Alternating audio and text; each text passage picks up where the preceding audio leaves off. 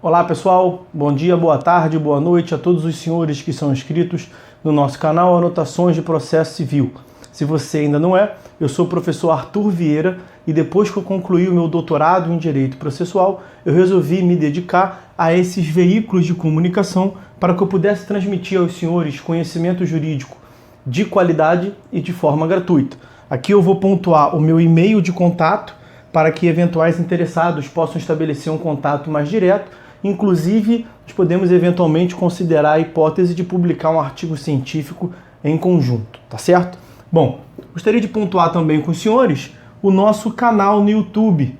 Se você ainda não é inscrito, basta clicar no ícone do livro que fica no canto inferior do vídeo para que você se inscreva. Sugiro também que você clique no ícone do sininho para que você possa ativar as notificações dos vídeos que são constantemente disponibilizados por aqui.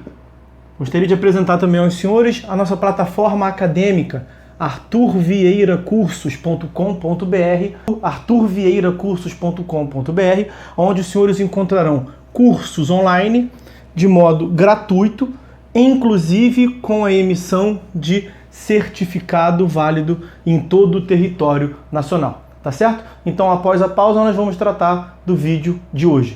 Então, meus amigos, na aula de hoje, nós vamos dar continuidade à análise desse nosso módulo, nosso curso sobre o direito administrativo.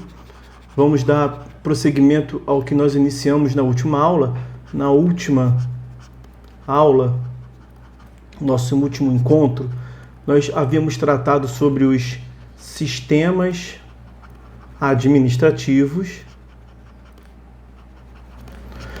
Vimos que existe o sistema da dualidade de jurisdição e o da unidade de jurisdição ou da jurisdição una. E é nesse modelo de jurisdição una que o nosso ordenamento jurídico se insere. O Brasil, inspirado muito na Constituição, pela Constituição de 1891, criada, elaborada pelas influências, pelos influxos teóricos de Rui Barbosa, que trouxe as considerações teóricas da doutrina norte-americana, trouxe, além de diversas outras considerações, como a justiça federal se distinguindo da justiça estadual, também trouxe, quanto ao sistema administrativo, o âmbito aqui da jurisdição una. Então, tratando-se de jurisdição una, é uma prerrogativa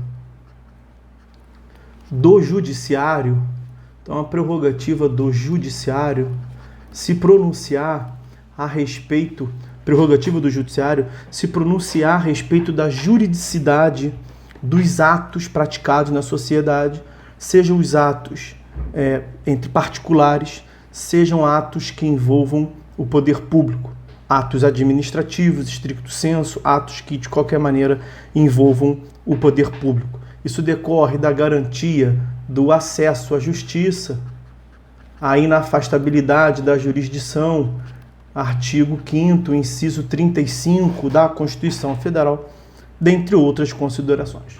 O que é importante que nós vejamos, nesse encontro de hoje é quanto a essa prerrogativa do judiciário, especificamente quanto à análise dos atos administrativos, que nós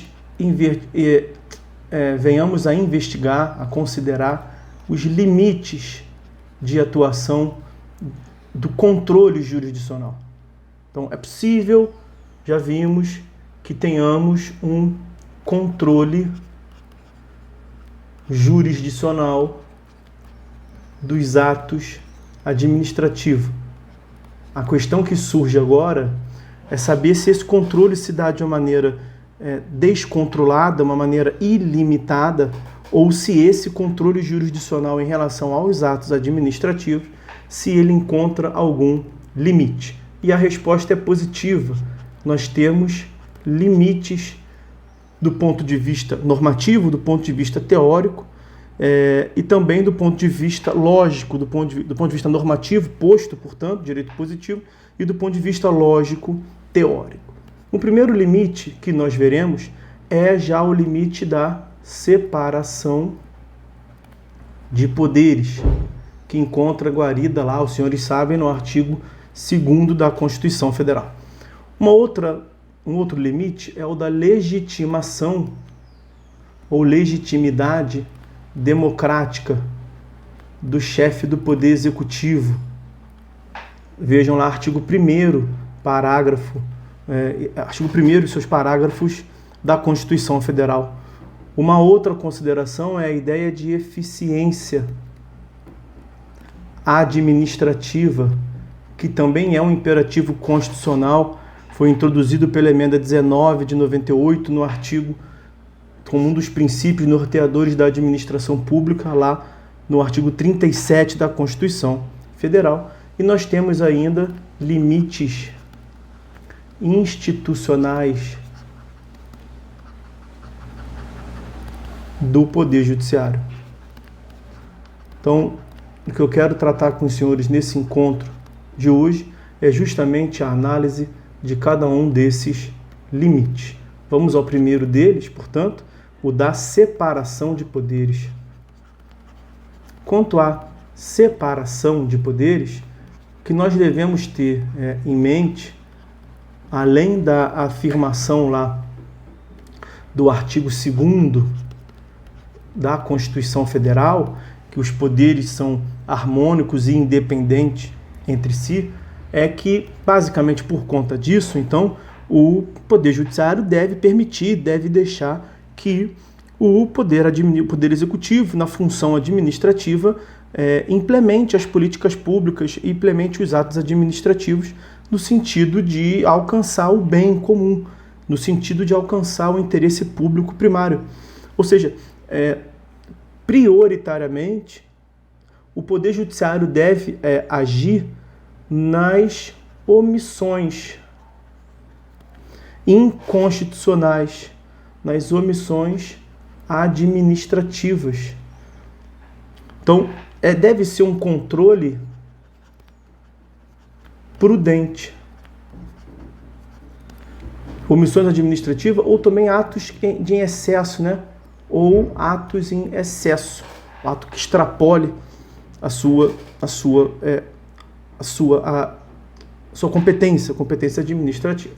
Então, o que nós queremos aqui, ao fim e ao cabo, com a separação de poderes, é evitar a instituição de figuras como juiz administrador.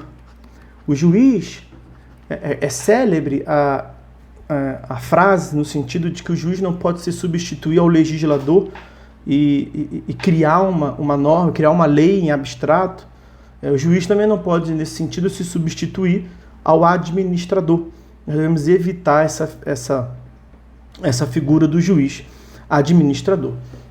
Essencialmente, por conta também do segundo elemento, que é o da legitimidade ou legitimação democrática.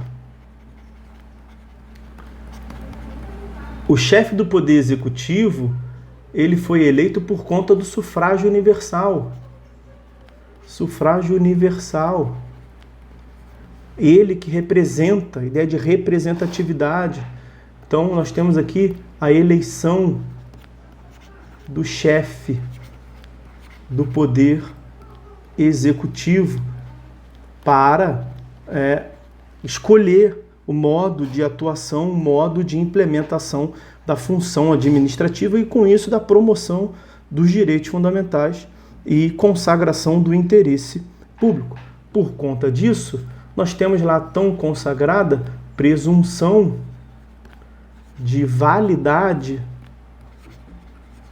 dos atos administrativos. É por conta dessa mesma lógica que nós temos a presunção de validade dos atos administrativos. De outro lado, a atuação do Poder Judiciário, ela não se dá a prioristicamente baseada em uma ideia de legitimação democrática. O juiz não é eleito. O juiz não conta com uma legitimação democrática. A legitimação do Poder Judiciário é uma legitimação técnica. Então, nós temos aqui uma disparidade do ponto de vista democrático, que é essencial aqui, nesse sentido, de atuação do chefe do Poder Executivo. Então, no processo, nós temos... a doutrina vem tentando diminuir isso no âmbito processual, mas nós temos, a prioristicamente, um déficit democrático. Um déficit democrático. Como eu lhes disse, a doutrina e o próprio ordenamento vem tentando amenizar, diminuir essa mazela com o instituto como o Amicus Curiae, que teve previsão inicial, atuação inicial na Corte Constitucional, no STF, a previsão lá no artigo 7º, parágrafo 2º da Lei 9868 de 99, e também, atualmente, mais amplamente, no artigo 138 do CPC. Além do Amicus Curiae, também a previsão de audiências públicas. Então, são ideias no sentido de se ampliar democraticamente a participação, contraditório lido sobre as lentes da participação para ampliar o aspecto democrático e, com isso, diminuir esse déficit democrático que, de início, nós temos no processo, a contrário do que acontece no âmbito de atuação do chefe do Poder Executivo. Então, é mais um motivo que se soma para que o juiz ele tenha uma conduta autocontida.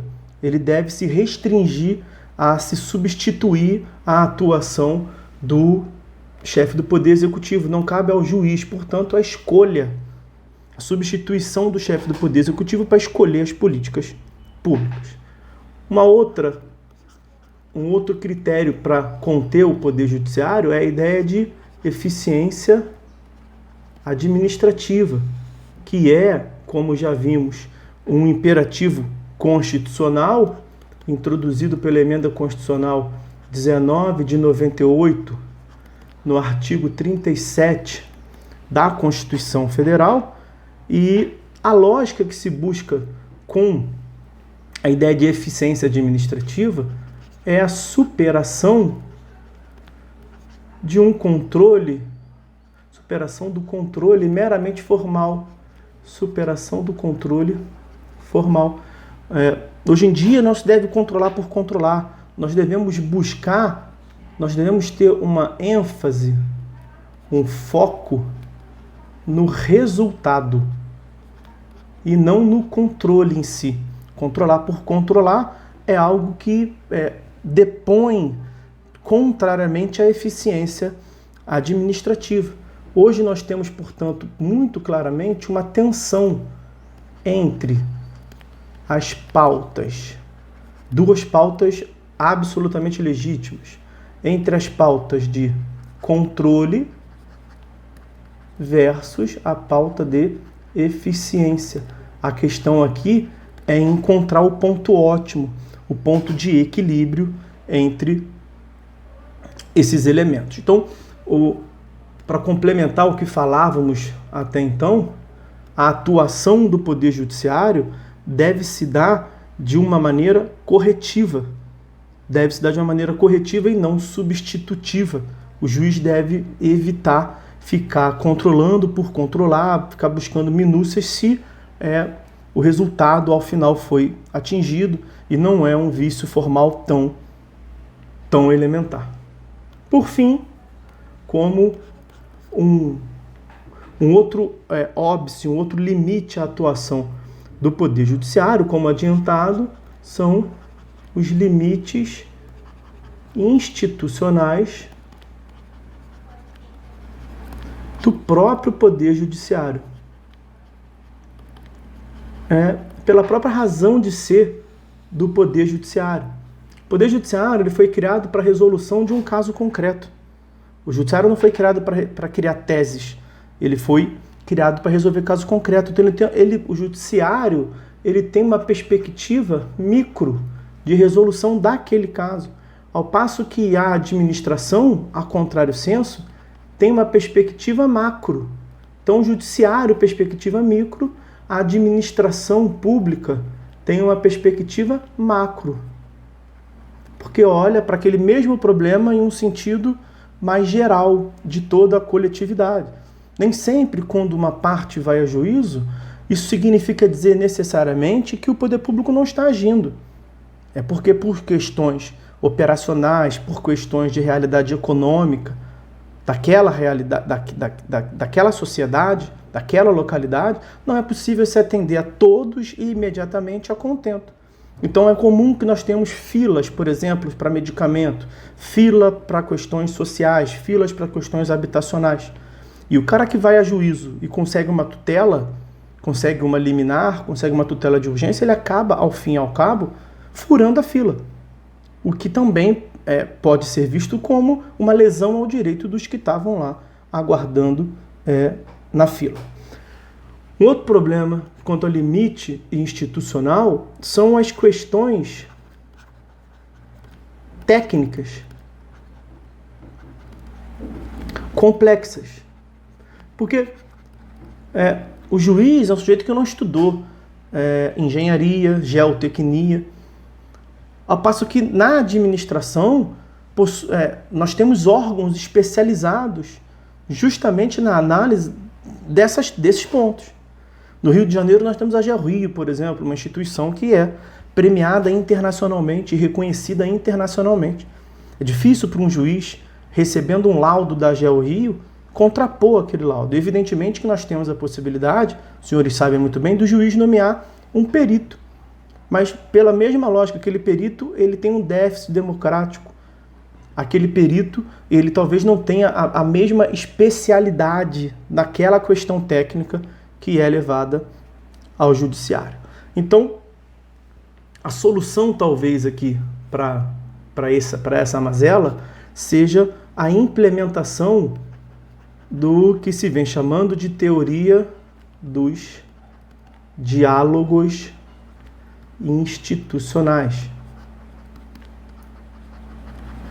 Vasos comunicantes, um diálogo mais eficiente entre os poderes, para que possam traçar perspectiva mais efetiva quanto à questão que está sendo posta a julgamento.